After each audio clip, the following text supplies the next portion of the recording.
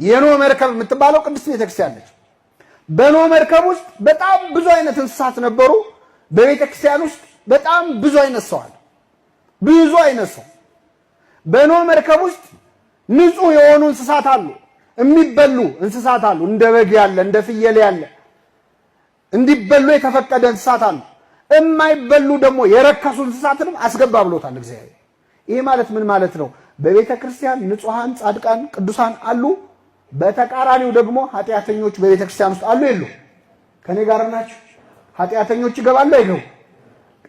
ቅዱሳን እየተመረጠ ይግቡ አልተባለም ወደ ቤተ ክርስቲያን። ኃጥኡም ጻድቁም ይገባል ወደ ቤተ ክርስቲያን።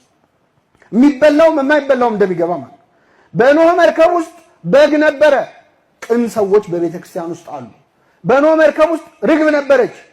የዋህ ሰዎች ቤተ ክርስቲያን ውስጥ አሉ። በኖህ መርከብ ውስጥ ጅብ ነበር አልነበረ? በቤተ ክርስቲያን ሆዳም ሰው የለም አለ። እገሌ እንዳትሉ አደራችሁ፣ ራሳችሁን አስቡ። ጅብ ያለው እገሌ ነው እንዳትሉ። የተለያየ አመል ያላቸው ሁሉ እንስሳት ገብተዋል። ይሄ ማለት ኃጥኡንም ጻድቁንም የሚሰበስብ አምላክ ነው። ሁላችንም በቸርነቱ ይሰብስበን። የተለያየ አመል ስላለው ሰው ይውጣ አይባልም። ከነሱሱ ከናመሉ ከነክፋቱ ቤተክርስቲያን ሁሉን ትቀበላለች። የረከሰውን የማይበላውን እንደተቀበለች ማለት ልዩነቱ ይላል ቅዱስ ዮሐንስ አፈወርቅ። ወደ ኖህ መርከብ በግ ሆኖ ገብቶ ሲወጣ በግ ነው። ተኩላ ሆኖ ገብቶ ሲወጣም ተኩላ ነው። ወደ ቤተክርስቲያን ግን ተኩላ ሆነው ገብተው ጅብ ሆነው ገብተው በግ ሆነው የወጡ ሰዎች አሉ። ይሄ ማለት ሆዳም ሆነው ገብተው ጾመኛ ሆነው ይወጣሉ። ዘማዊ አመንዝራ ሆነው ገብተው ደናግል ሆነው ንጹሃን ሆነው በንስሐ ተመልሰው የወጡ ሰዎች አሉ። ሁላችንም በቸርነቱ ይመልሰን። ስትገባም ጅብ ስትወጣም ጅብ ከሆንክ ግን አልተለወጥክም ማለት ነው። አሁን ችግሩ ሁሉ ነገር ይለወጣል። እኛ ነን በጣም እናስቸግር። ወደ ቤተ ክርስቲያን ውሃ ሲገባ ምን ይሆናል? አቤት አፈር ሲገባ እምነት፣ ህብስቱና ወይኑ ሲገባ ስጋው ደግሞ ይሆናል። እኛ ስንገባ ገብተን አልለወጥ ብለን ስንወጣም ጅብ ስንገባም ጅብ የሆነውን እግዚአብሔር በቸርነቱ ይማረን። ስለዚህ በኖህ መርከብ ውስጥ በጣም የሚገርመው ሁሉን አካታች መሆኗ ቤተክርስቲያን ያሳያል። ሌላው የኖህ መርከብ ልክ ጥፋቷ ከመምጣቱ በፊት በሩን ማን የዘጋው ብለናል? እግዚአብሔር ነው የዘጋው። ከውጭ ነው የዘጋው። የቤተ ክርስቲያንን በር መክፈትም መዝጋትም የሚችለው ማን ብቻ? እግዚአብሔር ነው። እሱ ከዘጋ የሚከፍት የሌለ፣ እሱ ከከፈተ የሚዘጋ የለም ይላል። መክፈቻ ተሰጠኝ ብሎ ራሱ እንደ አልፋና ኦሜጋ እኔ ነኝ፣ እኔ ከዘጋው የሚከፍት የለም፣ እኔ ከከፈትኩ የሚዘጋ የለም። የቤተ ክርስቲያንን በር የሚዘጋብንም የሚከፍትልንም ማን ነው?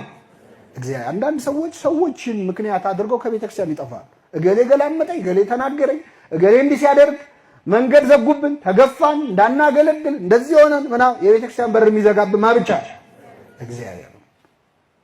ከውጭ ዘጋው ነው የሚለው። ሰው የቤተ ክርስቲያንን በር መክፋት መዝጋት ማይችል መክፈት እንደው አንስተው አንጠልጥለው ደግሞ ከወረወሩ የዛኔ እግዚአብሔር ይቀበላል። አይነ ስውር ሆኖ የተወለደውን ሰው ታሪክ ታስታውሳላችሁ። አይኑን ክርስቶስ ያበራለት፣ ምራቁን እንትፍ ብሎ አይን ሰራለት፣ ተጠመቀ። መጨረሻ አይሁድ ያዳነ ሰው ኃጢአተኛ ነው ሲሉት እሱም አልሰነፈም። በደንብ ተከራከራቸው። ማሳመን ሲያቀታቸው አንስተው ወደ ውጭ ገፍትረው አስወጡት ይላል። ወደ ውጭ አስወጡት ይልና ኢየሱስም ተቀበለው ይላል። ማን ተቀበለው?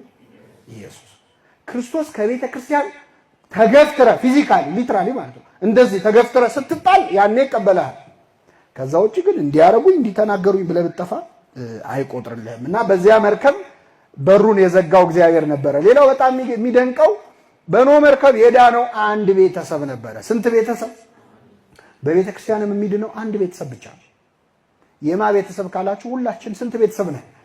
እናታችን ማን ናት? ቤተ ክርስቲያን ነች፣ እመቤታችን ነች። አንድ ሃይማኖት፣ አንዲት ጥምቀት ነው የኛ መገለጫችን። ስለዚህ በቤተ ክርስቲያን አንድ ቤተሰብ ነው የሚድነው። ሁላችን አንድ ቤተሰቦች ነን። በኖህ መርከብ ውስጥ ከጥፋቱ የዳነው 8 ሰው ነው። ውጪ ጀልባ ተጠቅመው ወይ በሌላ መርከብ የዳኑ ሰዎች አሉ? የሉም። ከቤተ ክርስቲያን ውጭ ድነት የለም። ሌላ ጀልባ፣ ሌላ ዲኖሚኔሽን የሚባል ነገር የትኛው ነው ሃይማኖት ትክክለኛው የሚለው እንነጋገር እንጂ ስንት ሃይማኖት ነው መጽሐፍ ቅዱስ የሚለው? አንድ ጌታ፣ አንድ ሃይማኖት፣ አንዲት ሌላ ጀልባ የለም። አንዳንድ ሰው እግዚአብሔርን ይቀበላል፣ ቤተክርስቲያን አይቀበልም። ያለ ቤተክርስቲያን ድህነት የለም። ይሄ ቸርችለስ ክርስቲያኒቲ ይባላል። ክርስትናውን ይወደዋል፣ ቤተክርስቲያንን አይወዳት። ቤተክርስቲያን አልባ ክርስትና የለም።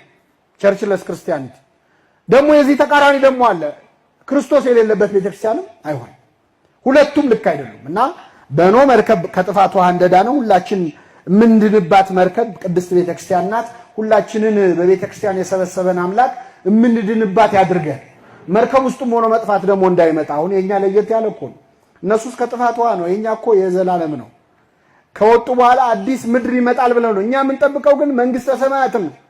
ይሄኛውን ካጣ ነው መመለሻ የለም እና በቤተክርስቲያን መሰብሰብን የመሰለ ነገር የለም። የቀለዱባቸው ሰዎች ነበሩ።